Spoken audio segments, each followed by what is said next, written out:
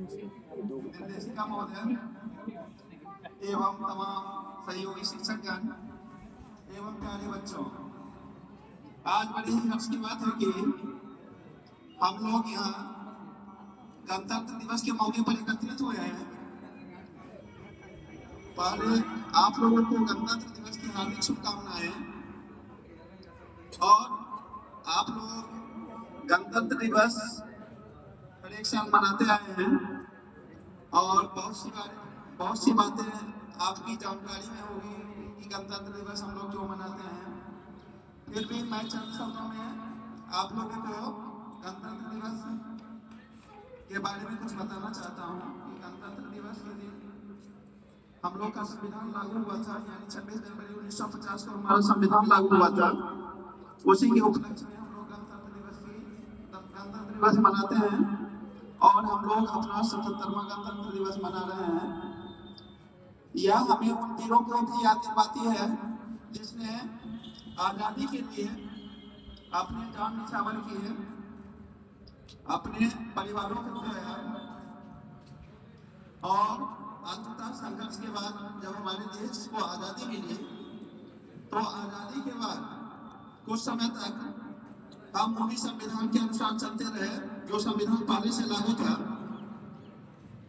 और बाद में हमारा संविधान का निर्माण 2 वर्ष 11 महीना और 18 दिन में जब हुआ,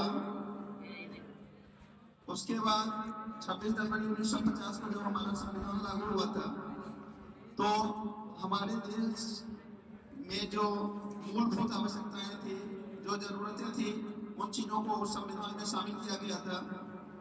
और हमारा संविधान जो है कई संविधानों का मिश्रण जिसे कहा जा सकता है। कई देशों के संविधान से यह संविधान लिया गया है। जो संविधान की मूल बातें थी उन देशों की मूल बातों को हमारे संविधान में शामिल किया गया और तब जाकर हमारा संविधान एक ऐसा संविधान बना जो बहुत ही बेहतर और उत्कृष्ट कोटि का संविधान था।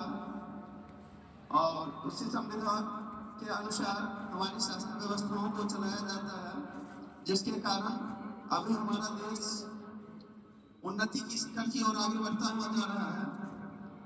और हम लोगों के देश में अभी भी बहुत सारी कुछ कमियां हैं, उन कमियों को दूर किए जाने की आवश्यकता है और उसके लिए प्रयास भी हो रहे हैं। और जो प्रयास नहीं भी हो रहे हैं तो हम लोग चाहते हैं कि आप लोग जो भविष्य है हमारे देश का, आप लोग पढ़े लिखे कुछ वैसा करें जो हम अपने पूर्व के जो शहीद हैं, पूर्व के जो हमारे समाज सुधारक देश के नेता हैं, उनकी अच्छी बातों को सीखते हुए और जो हमारे समाज में फैली हुई अभी भी कुछ ऐसे नियम कुरीतियां हैं जिसको दूर करने की आवश्यकता है। आप पढ़ लिख कर वैसा व्यक्ति बने ताकि इन सारे समस्याओं को दूर कर सके और आप लोग जीवन में तरक्की करते रहें और देश को आप लोग जैसे युवा वर्गों की आवश्यकता है। आप पढ़ लिख कर और देश की समृद्धि में, देश के विकास में अपना योगदान देते रहें। इसी के साथ मैं अपनी वाणी को विराम देता हूँ। जय जय भारत। बच्चों को चंद शब्दों में कुछ संबोधित करेंगे। उसके बाद हमारे शिक्षक गण हैं, रोहित सर, रामजी सर, और अंत में हमारी संस्थान की जो महोदय है वो भी संबोधित करेंगे।